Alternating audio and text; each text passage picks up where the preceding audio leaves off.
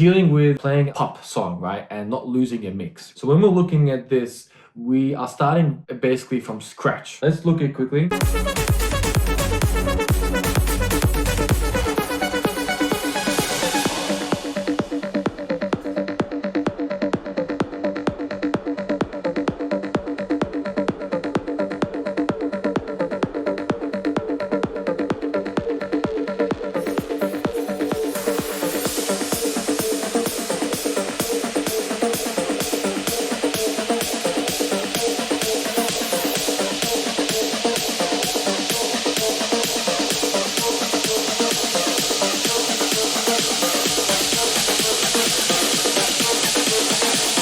Okay, so one thing you notice as I was counting there, so you have at least 16 bars or so of a build-up, and there isn't much happening. Very full to the floor. There isn't even an offbeat or a hi-hat to really help maintain the interest. So with something like this, you just have to be very careful with it because you can lose the mix. You have all this great stuff beforehand and everything, but that means nothing. If you go into something like this, you have something building, and people expecting something, right? So you're creating all this tension. You give almost a completely secondary beat. You give a secondary beat like we talked about, the creating those mini pockets of those off-groove moments. You're basically continuing the groove, but you've cut everything out and you're giving something that's nothing's there. So you have this big pocket of energy. Great example of this, like we talked about, you play this hit song and then after that you play a lot of mellow, and it takes forever to build up when it's just completely left field. No one even knows the song, and then just looking, and then half the people leave, and that's not what you want. Another example of this is that if you're playing your own show, right, you're inviting people to your show, it's gonna cost them 150, 200 bucks, whatever it is, sometimes more than that, depending on the level of production, everything like that.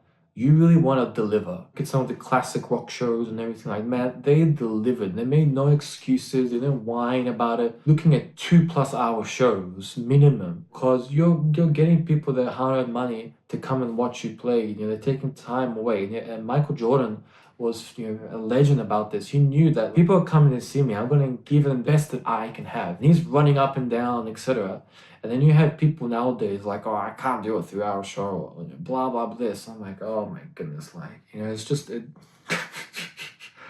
it's like, first, you're doing nothing anyway in terms of the music. You're just mumbling some words top line. All the production, everything's done for you. Everything, all the marketing, everything else is done for you. You just wear some stupid clothes because you're an artist. And then you complain about not even being able to do a 3-hour show. I mean, Prince did everything on his own and played a multitude of instruments, and they played 2+ hour shows, and they do after parties. The guy was a beast, but he knew that, he knew what was at stake. He even mentioned that I want to be able to do this as my career. Not everyone has the luxury of getting a big label and a ton of money behind them. He was independent about what he wanted to do, and creatively, he didn't want anyone to bully him in the direction he wanted to go in. Even though he had the label behind him, the money, he never let that deter him from his work ethic and playing the way he wanted to. And that's why he became one of the greatest, if not the greatest musician we've ever seen. Just about maintaining that work ethic. It goes beyond even maintaining a work ethic, because again, that's very selfish. It's you, it's me. You're stepping away and looking at it from the perspective of, it's about respecting the audience. It's about appreciating, the people that come and see you. The fact they're coming to see you when they could go and watch someone completely else, and they're coming to watch you, and you gotta give them the best show that you can and everything you've got in that show. Otherwise, what's the point? If you're just gonna half-ass it, don't do massive shows. Just do a small show, or don't tour. Not every person's designed for, not every artist is designed to tour. Playing smaller shows, doing online stuff, streaming, etc. But it really comes to understanding and respecting your audience, appreciating the fact that the money that they've earned and worked for is paying for what you're doing, and you want to deliver for that, and you want to inspire them whatever they're doing. From my perspective, when I go and watch a show, I'm expecting it to be at least 2 hours. None of this hour and a half, 45 minutes, at least 2-hour show. If we're coming just to see you, it's not a festival, it's not a 45-hour set per person, it's a show, we're coming to see you. Yeah, that's just a bit of a rant again. Yeah, it's just something that that bothers me. But again, it's just my personal opinion like for this, so I'm sure that you might feel different, and we talk about the health of the artist, etc. No one's asking to play 300 shows, etc. Balance it out, push it forward. Look at what Sir Elton John has done, playing it over years. There's nothing wrong with that. There's nothing wrong with doing a show over several years. You don't have to do it all in 1 year. Yeah, it's just pacing yourself, but making sure you deliver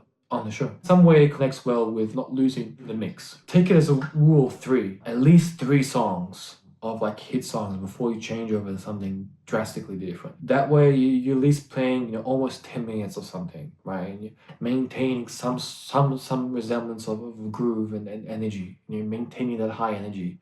I think a key aspect of when you are switching between genres and in the mix, you're looking at maintaining a certain level of energy, right? And for something like this, we are being a bit risky. We're being very risque here.